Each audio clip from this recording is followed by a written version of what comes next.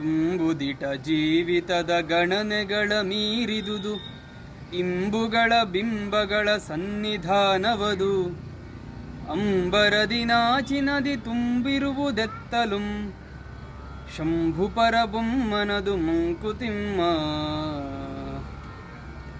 ಈ ಸೃಷ್ಟಿಗೆ ಕಾರಣವಾಗಿರುವಂಥವನು ಪರಂಬ್ರಹ್ಮ ಅಂತ ಕರಿತೀವಿ. ಅಂದರೆ ಅವನೇ ಪರಮ ಸತ್ಯ. ಆ ಪರಂಬ್ರಹ್ಮನನ್ನು ಹೊರತುಪಡಿಸಿ ಇನ್ಯಾವುದು ಸತ್ಯವಲ್ಲ ಅಂಥೇಳಿ ವೇದಾಂತವನ್ನು ಆಧ್ಯಾತ್ಮವನ್ನು ತಿಳ್ಕೊಂಡಿರೋರು ಹೇಳ್ತಾರೆ.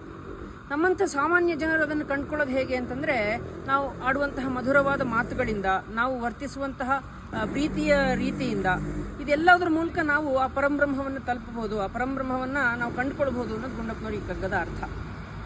ಮತ್ತು ಈ ಎಲ್ಲೆಲ್ಲೋ ನಾವು ಹುಡುಕೋದ್ರ ಬದಲು ಒಂದು ಅರ್ಥ ಮಾಡ್ಕೊಳ್ಬೇಕು, ಅವನು ಎಲ್ಲದನ್ನೂ ಮೀರಿದ್ದಾನೆ, ಎಲ್ಲದರಲ್ಲೂ ಅವನಿದ್ದಾನೆ, ಸರ್ವವ್ಯಾಪಿ ಸರ್ವಸ್ಪರ್ಶಿಯಾಗಿದ್ದಾನೆ.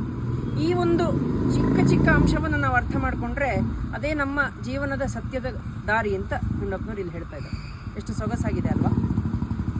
ನಮಸ್ಕಾರಗಳು.